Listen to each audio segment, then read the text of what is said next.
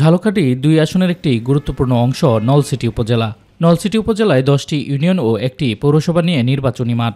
বাংলাদেশের দ্বিতীয় প্রাচীন পৌরসভা নলছিটি পৌরসভা হওয়ায় এই উপজেলার রাজনৈতিক গুরুত্বও আলাদা। নির্বাচন কমিশনের তফসিল ঘোষণার আগেই প্রার্থীদের প্রচারণায় সরগরম হয়ে উঠেছে এলাকা।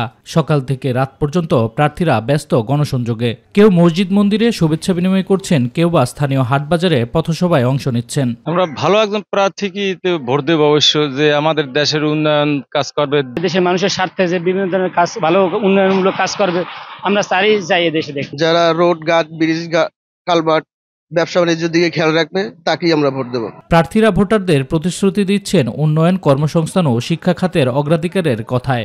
স্থানীয় ভোটারদের দাবি, দীর্ঘদিন ধরে নলছিটি উপজেলাকে অবহেলা করা হয়েছে। এবার তারা উন্নয়নমুখী প্রতিনিধি চান। আমি খুবই আনন্দিত এবং আমরা একটি দক্ষ লোককে বেছে নেব। সৎ যোগ্য প্রার্থীকে আমরা ভোট দেব।